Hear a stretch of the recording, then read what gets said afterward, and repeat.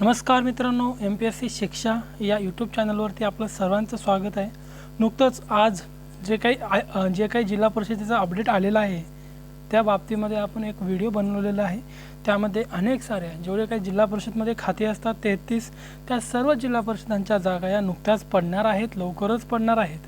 त्यामुळे आपण यांचा अभ्यासक्रम आणि प्रत्येकाची पात्रता काय असणार आहे, तसेच याला कोणकोणते विषय आहेत, अभ्यासक्रम इन डिटेलमध्ये, तसेच परीक्षेचं स्वरूप कसं असणार आहे, निवड पद्धती कशी असणार आहे, या सर्व बाबी आपण या व्हिडिओच्या माध्यमातून पाहणार आहोत। चला जास्त वेळ न घालवता आपण हा व्हिडिओ पाहूया।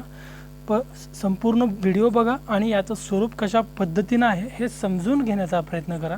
पहा, जिल्हा परिषदेतील गट क संवर्गाची रिक्त पदे भरण्याबाबती सुधारित सूचना किंवा नोटिफिकेशन हे 9 मे या दिवशी आलेलं आहे, म्हणजे आज आलेलं आहे।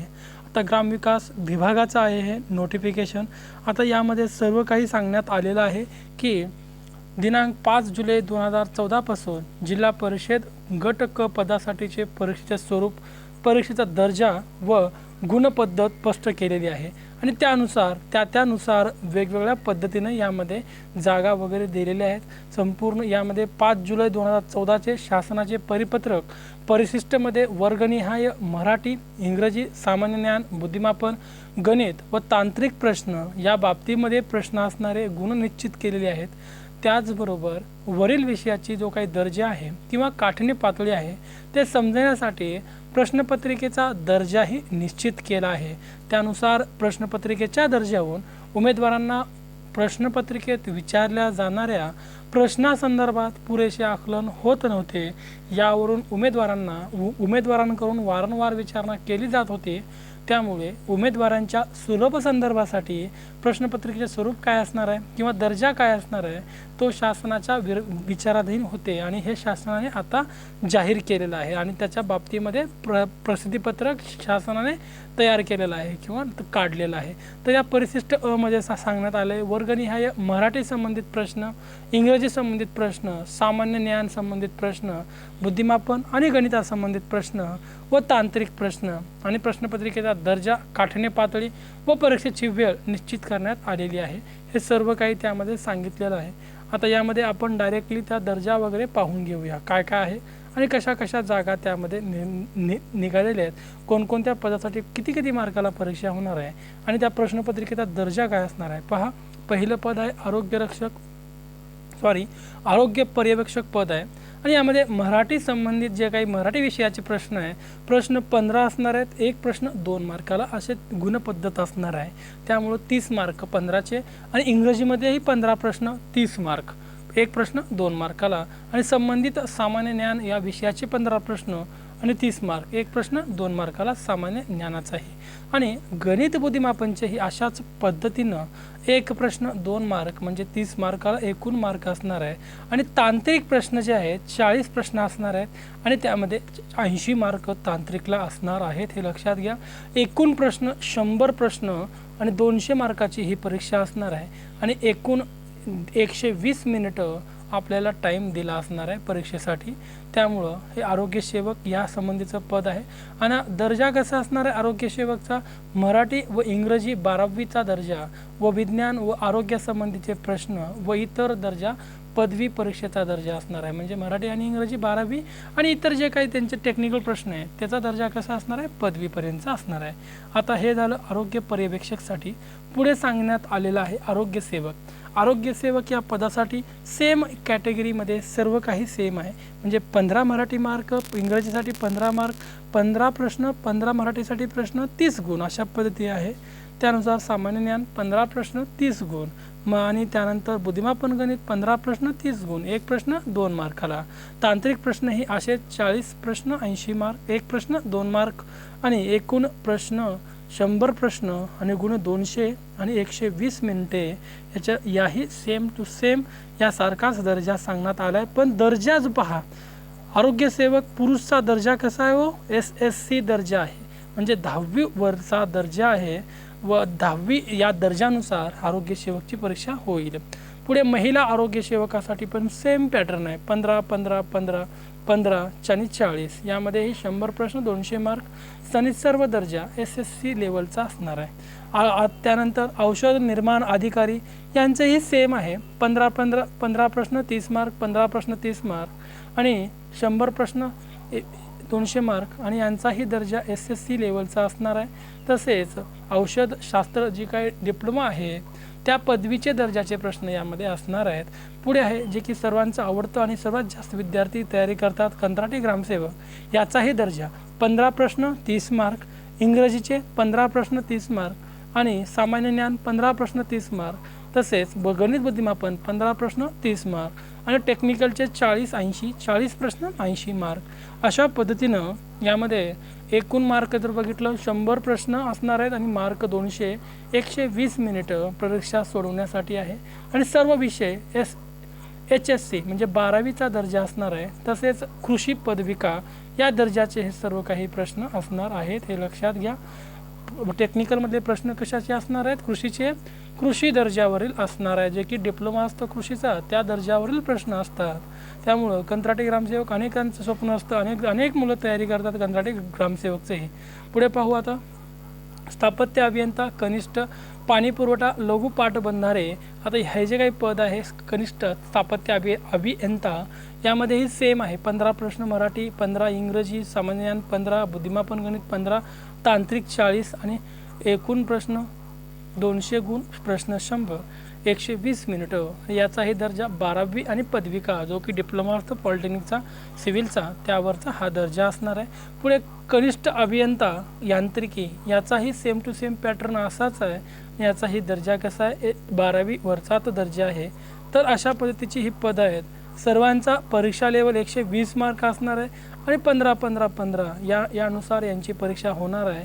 पण त्यामध्ये कनिष्ठ यांत्रिकी जे आहे याला फक्त आपल्याला जर बघितलं 50 प्रश्न असणार आहेत, गणित बुद्धिमापनचे 50 प्रश्न, एकूण प्रश्न 50 आणि मराठी इंग्रजी म्हणजे प्रश्न असणार आहेत आणि दर्जा ITI दर्जा असणार आहे कनिष्ठ यांत्रिकी या पदाचा। अशी सर्व काही पद आहेत।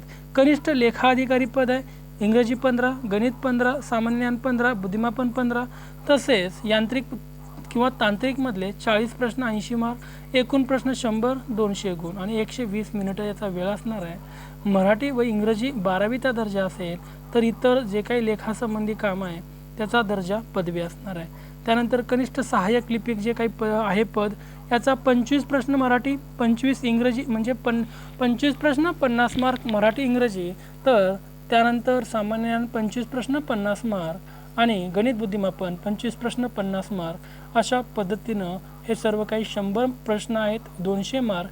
या ठिकाणी तांत्रिकचे प्रश्न असत नाहीत कनिष्ठ सहाय्यक लिपिकला आणि सर्व दर्जा SSC म्हणजे काय SSC म्हणजे 10वी दर्जा असणार आहे आणि प्लस टायपिंगचा दर्जा असलेला लिपिक पद आहे म्हणल्यानंतर कनिष्ठ सहाय्यक लेखा पहा 25 म्हणजे सेम वरच्यासारखंच कनिष्ठ लेखा अधिकारी सारखंच आहे, म्हणजे कनिष्ठ सहाय्यक लिपिकासारखंच आहे। याचाही दर्जा कसा आहे SSC दर्जाची परीक्षा असणार आहे, तर हे लक्षात घ्या। तर अशी ही सारी पदं आहेत, पाहून घ्या। बाकीची अनेक सारी पदं आहेत। पशुधन पर्यवेक्षकचे पद पण महत्त्वाचं आहे, 15 प्रश्न 30 गुण, इंग्रजी 15 प्रश्न 30, मराठी 15 प्रश्न 30, सामान्य ज्ञान 15 प्रश्न 30, बुद्धिमापन गणित 15 प्रश्न 30 आणि तांत्रिक 40-80 म्हणजे 40 प्रश्न 80 मार्क। अशा दर्जानुसार 100 प्रश्न 200 मार्काची ही परीक्षा आणि 120 मिनिटामध्ये ही सोडवली पाहिजे। याचाही दर्जा कसा असणार आहे? सर्व विषय SSC लेवल म्हणजे 10वी वर आहे आणि जे काही बाकीचं त्यांचं टेक्निकल प्रश्न आहेत ते डिप्लोमावरील आहेत पशुधनच्या, तर हे लक्षात घ्या। अनेक सारे पदं आहेत, त्याची अनेक टंकलेखकचं पहा, टंकलेखक ही अनेक सारे विद्यार्थी देतात, 25 मार्क गणित, 25 मार्क बुद्धिमापन, 25 मार्क इंग्रजी मराठी, तर 25 मार्क बुद्धिमापन गणित। तर अशा पद्धतीने 100 प्रश्न 200 गुण 120 मिनिटाची ही परीक्षा असणार आहे। तर हे याचा सर्व दर्जा SSC म्हणजे 10वी लेवलचा दर्जा असणार आहे। तर असे हे पद आहेत सर्व काही। लघुलेखकचं पण तसंच आहे, 25 मराठी, 25 इंग्रजी, सामान्य ज्ञान 25, गणित बुद्धिमापन 25, असे 200 गुण 100 प्रश्न 120 मिनिटं आणि दर्जा कसा आहे SSC दर्जाची सर्व काही परीक्षा आहे। लघुलेखक निम्न श्रेणी हे वरचं जे होतं आता पाहिलेलं उच्च श्रेणी होतं, तर खालील निम्न श्रेणी यांचंही सेम आहे, 25 120 120 मार्क आणि दर्जा SSCचा दर्जा यामध्ये असणार आहे, हे लक्षात घ्या. अशी ही सारी पदं आहेत. विस्तार अधिकारीचं पण हे महत्त्वाचं पद आहे. विस्तार अधिकारी 15 प्रश्न 30 मार्क, इंग्रजी मराठी 15 प्रश्न 30 मार्क, त्यानंतर बुद्धिमापन गणित 15 प्रश्न 30 मार्क आणि टेक्निकलचे प्रश्न असतात 15 प्रश्न 40 प्रश्न 80 मार्क. सेम ग्रामसेवक लेवलचा आहे. 100 प्रश्न 200 मार्क, 200 मार्क 120 मिनिटं. सेम पॅटर्न ग्रामसेवकचा आहे, पण ग्रामसेवकला 10वी वरील आहे. मराठी इंग्रजी पण यावरचा दर्जा 12वी आहे आणि कृषी संबंधित प्रश्नचा दर्जा पदवी आहे विस्तार अधिकाऱ्याचा. लक्षात घ्या, खूप सारी पदं आहेत. विस्तार अधिकारी पंचायत ह्याचं 25 25 25 म्हणजे गणित 25, बुद्धिमापन 25, इंग्रजी 25 आणि GK 25. 100 प्रश्न 200 मार्कला टेक्निकल प्रश्न नाहीत आणि यामध्ये मराठी इंग्रजीचा दर्जा 12वी असणार आहे. तर इतर दर्जा कृषीची जी काही पदवी काय असणार आहे त्यानुसार असणार आहे. आता विस्तार अधिकारी शिक्षण यामध्ये कसं आहे, 15 प्रश्न 30 मार्क, 15 प्रश्न 30 मार्क आणि यामध्ये टेक्निकलचे लागून आहेत. टेक्निकलचे प्रश्न आहेत 40 प्रश्न 80 मार्क. सेम टू सेम ग्रामसेवकाला जो अभ्यासक्रम आहे तोच या ठिकाणी 12वी दर्जा. तर असे हे पद आहेत. पहा, विस्तार अधिकारी सांख्यिकी आहे, पाटबंधारे. त्यानुसार आता पहा मराठीमध्ये काय येणार आहे नेमकं. सर्वसाधारण शब्दसंग्रह, वाक्यरचना, व्याकरण, म्हणी व वाक्यप्रचार आणि याचा अर्थ आणि वाक्यामध्ये उपयोग. उतार्यावरील प्रश्न कंपल्सरी एक उतार असणार आहे. तसेच 10वी दर्जा असणार आहे मराठीचा. इंग्रजीचा कसा असणार आहे पहा, इंग्रजी पदं general vocabulary, sentence structure, grammar, idioms आणि फ्रेजेस आणि मिनिंग आणि कंप्रेशन म्हणजे एक पॅसेज नक्की असतो. कोणत्या पदांसाठी, यावरील पदांसाठी हा दर्जा असणार आहे. म्हणजे आरोग्यसेवक पुरुष, आरोग्यसेवक महिला, औषध निर्माण अधिकारी, कनिष्ठ अभियंता, कनिष्ठ आरेखन, कनिष्ठ सहाय्यक लिपिक, कनिष्ठ सहाय्यक लेखा, पशुधन पर्यवेक्षक आणि सर्व काही पदं जे आहेत त्यांच्यासाठी हा दर्जा त्यांनी ठिकाणी दिलेला आहे. मराठी पाहिले, इंग्रजी, तसेच बुद्धिमापन चाचणी, सामान्य बुद्धिमापन व आकलन, तर्क आधारित प्रश्न, अंकगणित 10वी, अंकगणित म्हणजे ह्यांचा दर्जा कसा असणार आहे बुद्धिमापनचा 10वीवर.